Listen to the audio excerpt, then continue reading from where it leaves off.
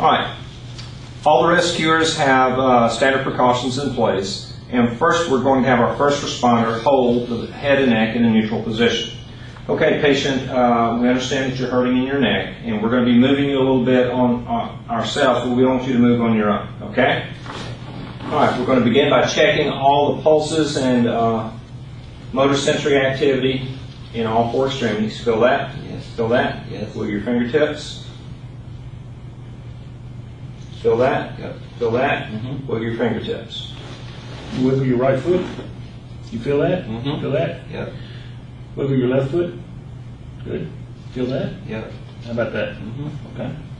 We're next going to measure and apply a cervical collar to the patient. Now, each of these cervical collars is fitted a little bit different, and you need to follow the individual manufacturer's instructions. But as a general rule, you're going to want to measure between the angle of the jaw and the top of the patient's shoulder. And the height is going to be really the determinative factor on these devices. So I'm going to measure, using my fingertips, that distance, and then compare it to what I have on my cervical collar, which this is measured correctly.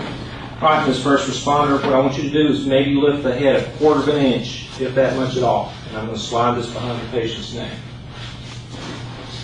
Okay? Okay, your fingertips out.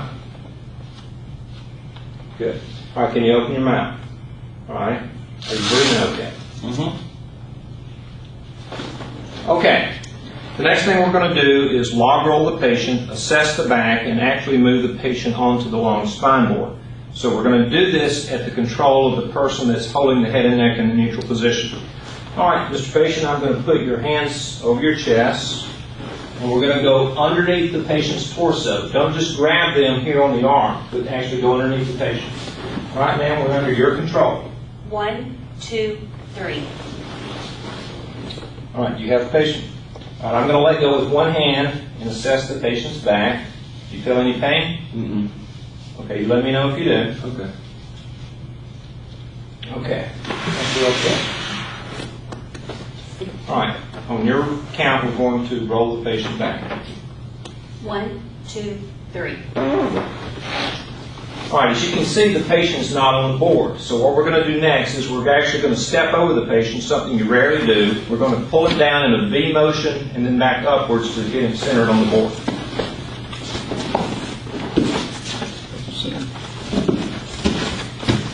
All right, is everyone ready? All right, we're under your control. 1, 2, 3. 1, 2, 3. Okay, let's go down 1 inch. 1, 2, 3. All right, good. All right, excellent.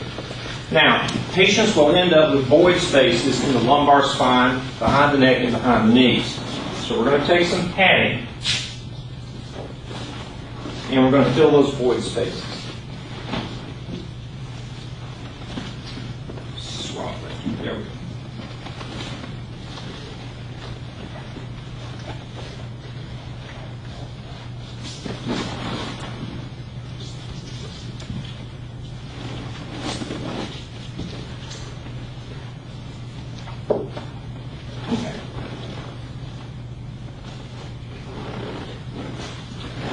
Now, the next thing we're going to do is apply either a spider set or seat belts to the patient, and we'll ultimately demonstrate both. But this first one is called spider set, and it basically lays over the patient and totally immobilizes the patient.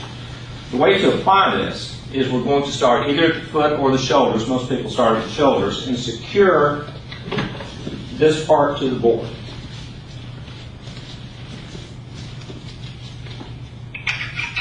And make sure the long strap remains centered in the patient's midline.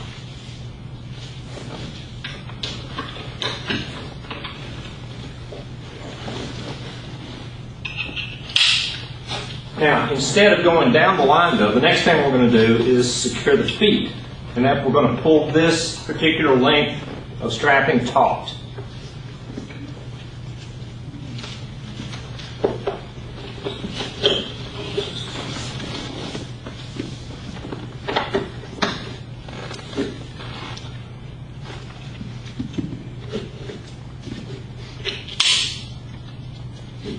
Is any of this too tight? Are you still breathing okay? All right, now we're going to go down and simply immobilize the remaining straps until the patient is secure.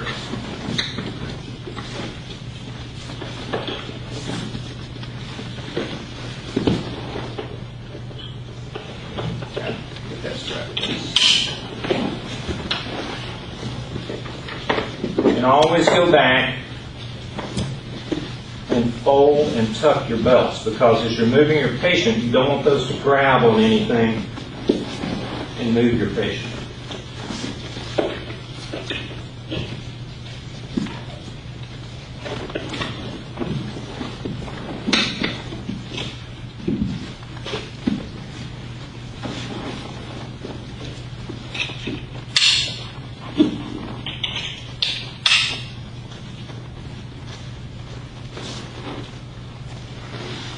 Okay, is anything too tight? Are you still comfortable?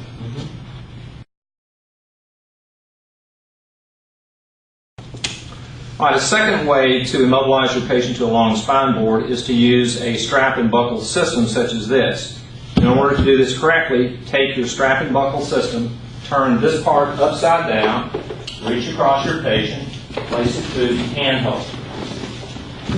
Take the opposing end of the buckle, go through that handhold, and be very careful not to cause any friction burns on the patient. Pull this somewhat taut.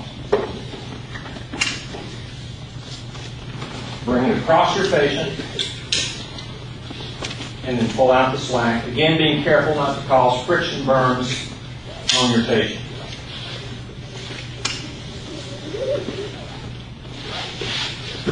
And since in the typical ambulance you're going to be on the left side of the patient, it's probably a good idea for your clip and buckle system to end up on the patient's left side. All right, breathing okay?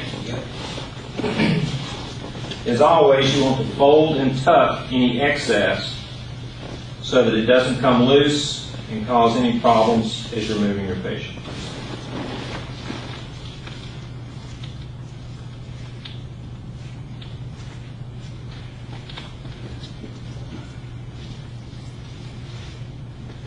And that's yet a second way to immobilize your patient.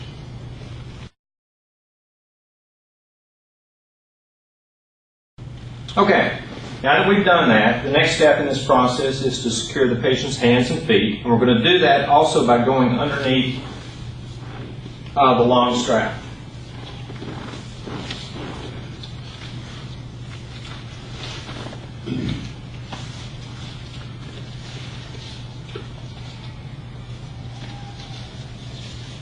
And don't tie these so tightly that you obstruct the patient's pulse. You just want them loosely tied, again, for patient safety purposes more than anything.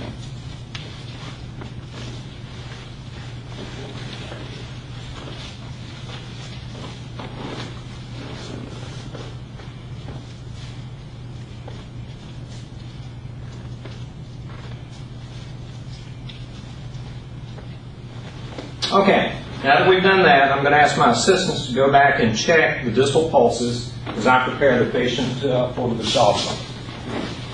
Now, the Bashal device is simply blocks that are going to rest on either side of the patient's head. We're then going to use these straps to hold the Bashal and the patient's head and neck in position. Move your right foot. Feel that? Move your left foot. Feel that? Okay. Feel that? Yep. Feel that? Yep. Okay, so what I'm going to do is put the Bashal on either side of your head, and then on my signal we'll swap and allow you to pull your hands out, okay? All right, I'm going to get them as snug as I can. Okay, go ahead and pull your hands out, place them on either side of the Bashal. Got it? Great. Now we're going to take these straps, bring them over the patient's head.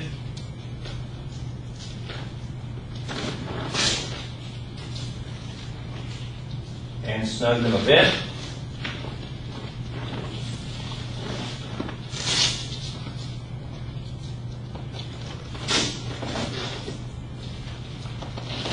Can you open your mouth? You breathing okay? Yep. All right, pull your hands out. Grab the shawls again. All right, I'm going to go back and re-snug everything.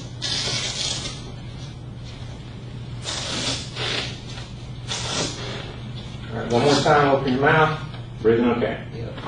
And we've now immobilized this patient.